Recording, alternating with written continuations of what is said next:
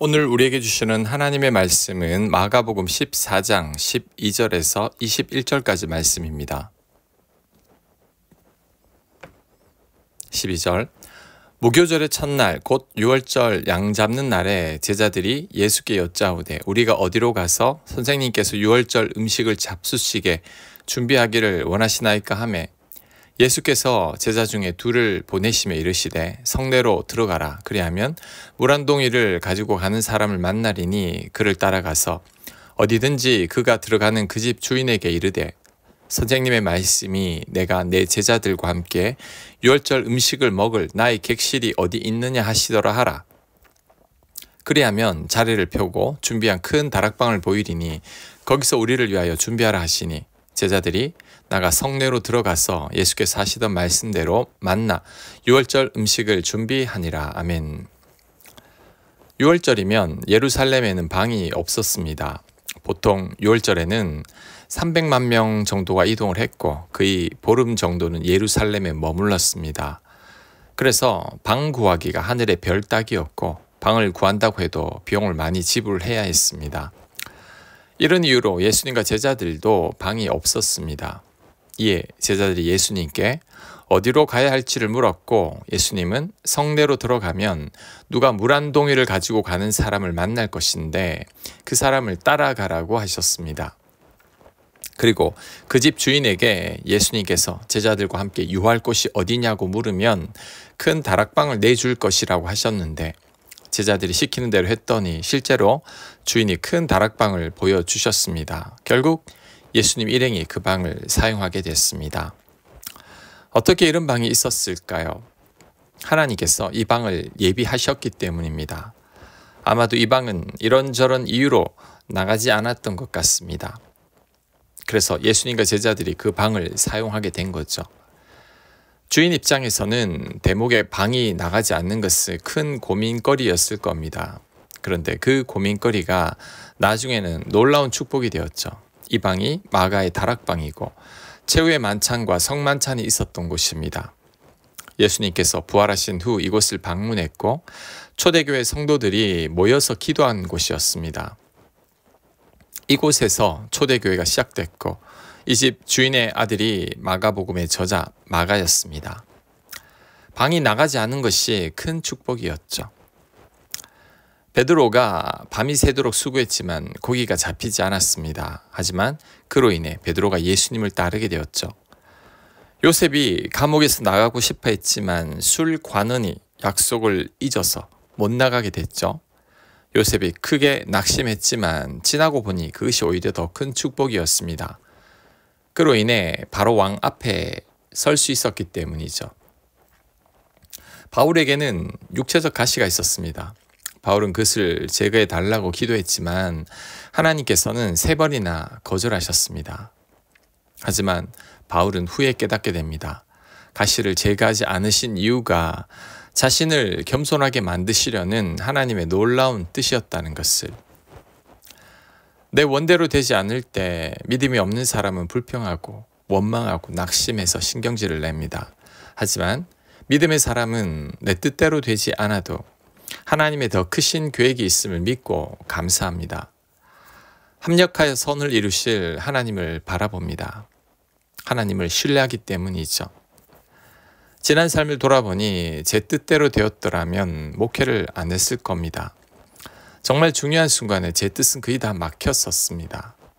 그런데 지금 돌이켜보니 제 뜻대로 안 된 것이 오히려 더 큰 축복이었습니다. 지금 무엇 때문에 힘듭니까? 내 뜻대로 안 되는 게 뭡니까? 하나님을 모른다면 그것으로 인해 불평하고 원망해도 됩니다. 하지만 하나님을 신뢰한다면 그래서는 안 됩니다. 다 이유가 있을 겁니다. 내가 모르는 하나님의 더 크신 뜻이 분명히 있을 겁니다. 이사야 55장 8절입니다. 내 생각이 너희의 생각과 다르며 내 길은 너희의 길과 다름이니라. 여호와의 말씀이니라. 이는 하늘이 땅보다 높음같이 내 길은 너희의 길보다 높으며 내 생각은 너희의 생각보다 높음이니라. 아멘. 하나님의 생각과 우리 생각은 다릅니다. 내가 계획하는 길과 하나님이 계획하는 길은 다릅니다.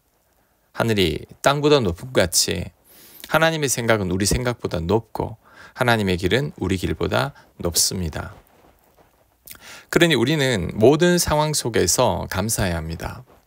좋은 일도 감사하고 나쁜 일도 감사해야 합니다. 하나님은 나를 위한 가장 선하고 좋은 길을 예비해 놓으셨죠.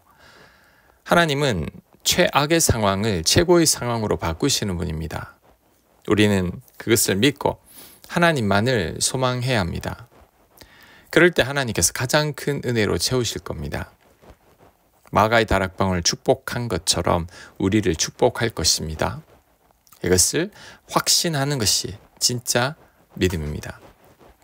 17절 저물매 그 12를 데리시고 가서 다 앉아 먹을 때에 예수께서 이르시되 내가 진실로 너희에게 이르노니 너희 중에 한 사람 곧 나와 함께 먹는 자가 나를 팔리라 하신대 그들이 근심하며 하나씩 나는 아니지요 하고 말하기 시작하니 그들에게 이르시되 12 중에 하나 곧 나와 함께 그릇에 손을 넣는 자니라. 인자는 자기에 대하여 기록한 대로 가거니와 인자를 파는 그 사람에게는 화가 있으리로다. 그 사람은 차라리 나지 아니하였더라면 자기에게 좋을 뻔하였느니라 하시니라. 아멘. 예수님께서 제자들 중 누군가가 자신을 팔 것이라고 예고했습니다.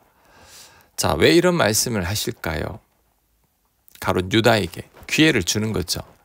예수님은 몇 번이나 이런 기회를 유다에게 주었습니다. 유다는 분명히 자신을 두고 한 말이라는 것을 알았을 겁니다. 하지만 유다는 끝까지 모른 척했죠.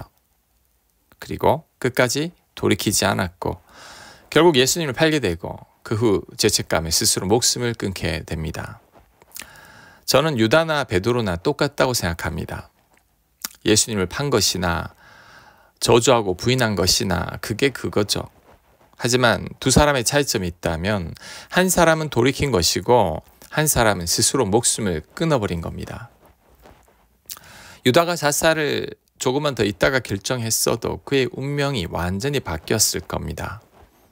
부활하신 예수님이 베드로에게 나타나신 것처럼 유다에게 나타났을 겁니다. 베드로에게 3번이나 찾아가셨죠.